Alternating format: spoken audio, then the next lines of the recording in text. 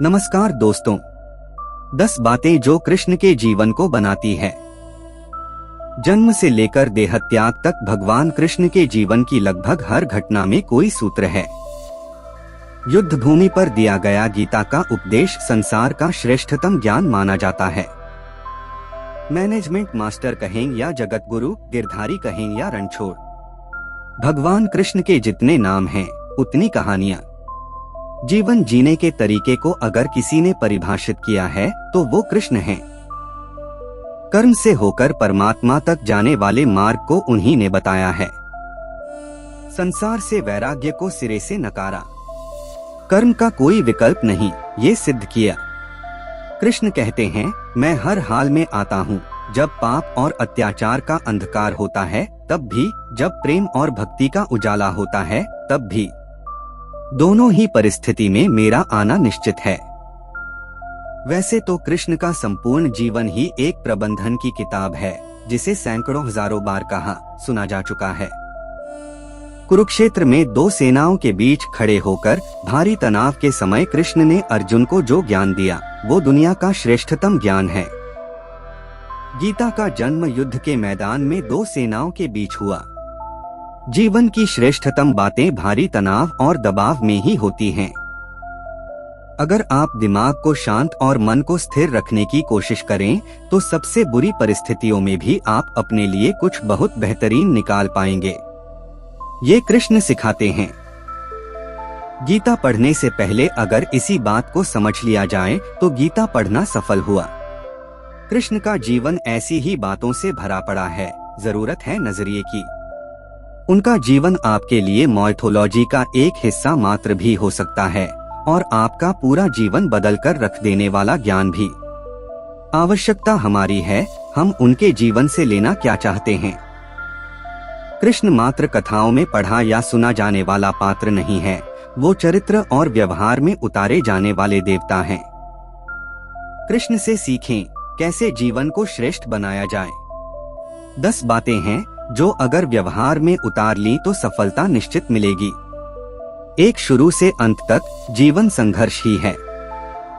कारागृह में जन्मे कृष्ण, पैदा होते ही रात में यमुना पार कर गोकुल ले जाया गया। तीसरे दिन पुतना मारने आ गई। यहाँ से शुरू हुआ संघर्ष देह त्यागने से पहले द्वारिका डुबोने तक रहा। कृष्ण का जीवन कहता है, आप कोई भी हो, संसार में आए हैं तो संघर्ष हमेशा रहेगा। मानव जीवन में आकर परमात्मा भी सांसारिक चुनौतियों से बच नहीं सकता। कृष्ण ने कभी किसी बात की शिकायत नहीं की, हर परिस्थिति को जिया और जीता। कृष्ण कहते हैं, परिस्थितियों से भागो मत, उसके सामने डटकर खड़े हो जाओ, क्योंकि कर्म करना ही मानव जीवन का पहला कर्तव्य है। हम कर्मों से ही परेशानियों से जीत सकते हैं। 2 स्वस्थ शरीर से ही विजय है। कृष्ण का बचपन माखन मिश्री खाते हुए गुजरा। आज भी भोग लगाते हैं हम, लेकिन ये संकेत कुछ और है। आहार अच्छा हो, शुद्ध हो, बल देने वाला हो। बचपन में शरीर को अच्छा आहार मिलेगा तो ही इंसान युवा होकर वीर बनेगा। शरीर को स्वस्थ रखना है तो बचपन से ध्यान देने की जरूरत है। ये पेरेंटिंग के दौर से गुजर रहे युवाओं के लिए बड़ा मैसेज है। अपने बच्चों को ऐसा खाना दें जो उनको बल दे, सिर्फ स्वाद के लिए ही ना खिलाएं, तभी वे बड़े होकर स्वयं को और समाज को सही दिशा में ले जा पाएंगे। 3 पढ़ाई किताबी ना हो, रचनात्मक हो। कृष्ण ने अपनी शिक्षा मध्य प्रदेश के उज्जैन में सांदीपनी ऋषि के आश्रम में रहकर पूरी की थी। कहा जाता है 64 दिन में उन्होंने 64 कलाओं का ज्ञान हासिल कर लिया था।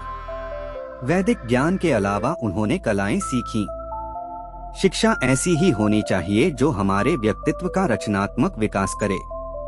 संगीत, नृत्य, युद्ध सहित 64 कलाओं कृष्ण के व्यक्तित्व का हिस्सा हैं। बच्चों में कोरा ज्ञान ना भरें, उनकी रचनात्मकता को नए आयाम मिलें, ऐसी शिक्षा व्यवस्था हो। 4 रिश्तों से ही जीवन है, बिना रिश्तों के कुछ नहीं। कृष्ण ने जीवन भर कभी उन लोगों का साथ नहीं छोड़ा जिनको मन से अपना माना। अर्जुन से वे युवावस्था में मिले, ऐसा महाभारत कहती है। लेकिन अर्जुन से उनका रिश्ता हमेशा मन का रहा। सुदामा हो या उद्धव, कृष्ण ने जिसे अपना मान लिया उसका साथ जीवन भर दिया। रिश्तों के लिए कृष्ण ने कई लड़ाइयां लड़ी और रिश्तों से ही कई लड़ाइयां जीती। उनका सीधा संदेश है, सांसारिक इंसान की सबसे बड़ी धरोहर रिश्ते ही हैं। अगर किसी के पास रिश्तों का थाती नहीं है तो वो इंसान संसार के लिए गैर जरूरी है। इसलिए अपने रिश्तों को दिल से जिएं, दिमाग से नहीं। 5 नारी का सम्मान समाज के लिए जरूरी। राक्षस नरकासुर का आतंक था। करीब 16,100 महिलाओं को उसने अपने महल में कैद किया था। महिलाओं से बलात्कार में उसे सुख मिलता था। कृष्ण ने उसे मारा, सभी महिलाओं को मुक्त कराया। लेकिन सामाजिक कुरीतियां तब भी थीं।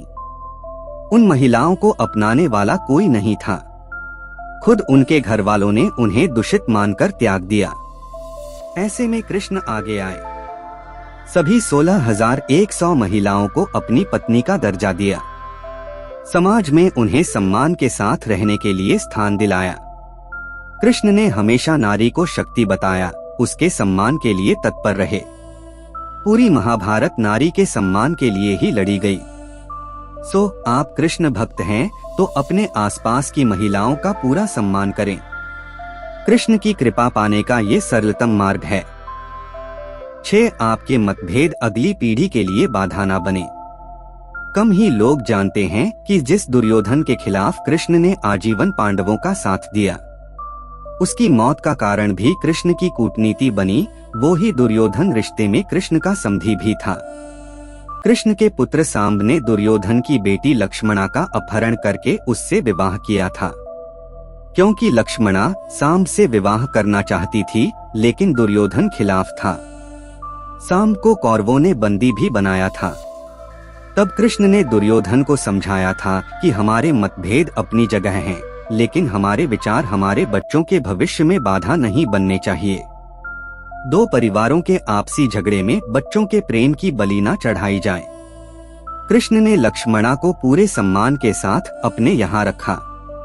दुर्योधन से उनका मतभेद हमेशा रहा, लेकिन उन्होंने उसका प्रभाव कभी लक्ष्मणा और सांब की गृहस्थी पर नहीं पड़ने दिया। साथ शांति का मार्ग ही विकास का रास्ता है। कृष्ण ने महाभारत युद्ध के पहले शांति से समझौता करने के लिए पांडवों और कौरवों के बीच मध्यस्थता की। हालांकि दोनों ही पक्ष युद्ध लड़ने के लिए आतुर थे, लेकिन कृष्ण ने हमेशा चाहा कि कैसे भी युद्ध टल जाए। झगड़ों से कभी समस्याओं का समाधान नहीं होता है। शांति के मार्ग पर चलकर ही हम समाज का रचनात्मक विकास कर सकते हैं।